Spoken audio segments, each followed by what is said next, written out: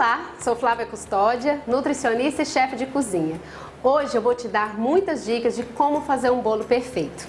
Muita gente tem dificuldade de fazer bolo porque às vezes fica embatumado ou afunda no meio, fica cru por dentro e assado por fora. Então, e às vezes você deixa simplesmente de fazer. Mas tem umas dicas muito interessantes que eu vou te passar hoje para você nunca mais errar no ponto do bolo. Vamos lá?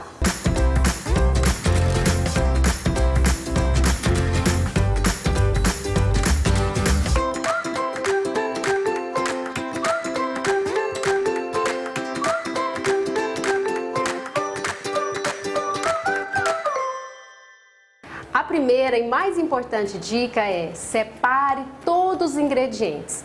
Às vezes você pega a receita para fazer e aí já tá lá na metade, ai, não tem fermento, ai, acabou o açúcar. Então, é muito importante você separar todos os ingredientes na quantidade pedida na receita.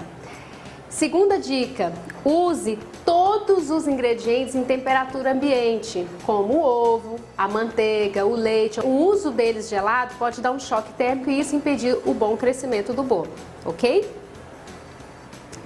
Terceira dica: use a forma do tamanho que a receita pedir.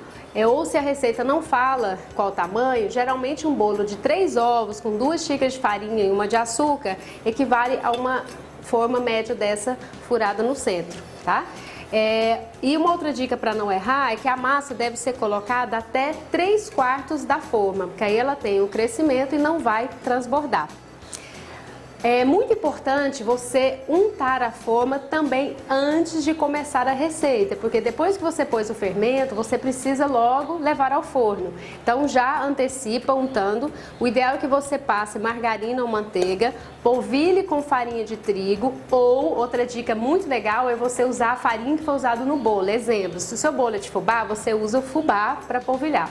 Se você fez um bolo de chocolate, você usa o achocolatado que você usou na receita para polvilhar. E assim não vai ficar, às vezes, aquele crostinha de farinha quando você desenforma, tá bom? Você pode usar tanto um pincel para untar, quanto o papel toalha também, tá bom?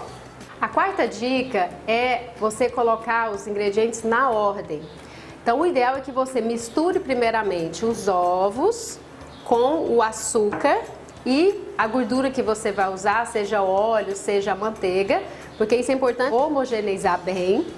Depois você acrescenta as farinhas e o leite e, por último, sempre o fermento, tá? Você pode fazer o bolo no liquidificador, na batedeira e, às vezes, até na mão com aquele auxílio do fouet, que eu já mostrei aqui em outros vídeos. É importante só que bata bem se for na mão. E o fermento, jamais use a batedeira ou liquidificador, porque vai diminuir o efeito dele. Então sempre acrescente por último em movimentos, tá? Delicados. A clara de ovo em neve, que também deixa o bolo super fofo, até para outra dica, para quem faz bolo integral, é interessante usar a clara em neve, que ela deixa o bolo mais aerado. E sempre também colocar no final, pode ser um pouco antes do fermento, e misturar em movimentos delicados também. E a proporção ideal da farinha para o açúcar é sempre 2:1. 2 de farinha para 1 de açúcar. A maioria das receitas vem 1:1. 1 de farinha para 1 de açúcar. Então, às vezes tem 2 xícaras de açúcar na receita e 2 xícaras de farinha. Além de ficar muito doce, o excesso de açúcar pode deixar o bolo batumado, um bolo pesado, tá? Então, sempre o ideal é 2:1. Agora, uma dica específica para o fermento. O fermento, que é o que vai dar o crescimento no bolo, é muito importante que você não use vencido. Se você acha que o fermento já está muito tempo na geladeira, você pode fazer um teste legal, que é colocar um pouquinho dele dentro da água, ele tem que espumar, então ele está ótimo para ser utilizado. Use na quantidade exata da receita. Mas já aconteceu com você, como já aconteceu comigo, você está terminando lá, você olha, não tem fermento. Meu Deus, o que eu vou fazer? Não se desespere, tenho 2 dicas interessantes. Se você tiver bicarbonato de sódio, você pode colocar 1 colher de chá na receita ou usar o truque da clara de ovo. Geralmente 2 claras substituem 1 colher de chá de fermento, então você pode bater clara em neve e adicionar no final. tá? Porque certas massas não dá tempo de esperar para você ir lá comprar o fermento. Então você pode usar uma dessas duas sugestões, tá bom? Outra dica é sobre o forno, que muita gente erra também. É importante que o bolo seja assado entre uma temperatura de 180 a 200 graus. Ou, se a receita sugerir uma outra temperatura, você segue o que está na receita, mas geralmente entre 180 e 200. Nunca abra o forno antes de 30 minutos de assado, por isso vai fazer o bolo afundar. O forno muito quente vai deixar ele assado por fora e cru por dentro. Caso isso aconteça com você, um truque é você tira o bolo do forno, envolve ele com papel alumínio e aí você volta para o forno de novo para terminar de assar, assim ele não vai ficar queimado por fora.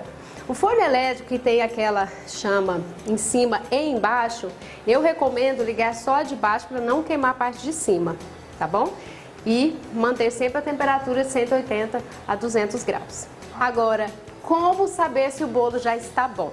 Depois então que passa os 30 a 40 minutos que ele já está no forno, você pode fazer aquele teste, né, fácil, simples do palito, que aí você espeta o palito, se possível, no centro do bolo e ele tem que sair limpo.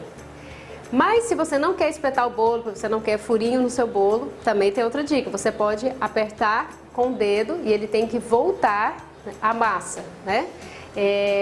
E você pode olhar também nas beiradas do bolo, se ele já tiver descolado, ele está perfeito, você pode tirar com segurança, tá bom? Agora uma dica da chefe. Para você que gosta de fazer bolo integral, às vezes o uso da farinha 100% integral deixa o bolo mais duro, principalmente para bolos como de laranja, de limão ou de chocolate. Uma ideia é você dividir 50% com aveia, isso vai fazer que o seu bolo fique mais macio. Se você quiser substituir o açúcar pelo adoçante, você usa na mesma quantidade especificada na receita. Então, uma xícara de açúcar é igual a uma xícara de adoçante. Tem alguns adoçantes que adoçam menos, outros mais. Aí você pode olhar no rótulo do produto para ver se ele tem alguma indicação nesse sentido, tá? Uma das coisas que eu mais gosto de fazer na cozinha é o bolo. Eu espero que tenha te ajudado para você nunca mais errar no preparo do bolo, com todas essas dicas maravilhosas que eu te dei. Na próxima semana eu vou trazer uma receita de um bolo de Natal imperdível, onde eu vou fazer todo esse passo a passo que eu ensinei hoje, tá bom? Te aguardo na próxima semana. Fica com Deus. Tchau, tchau.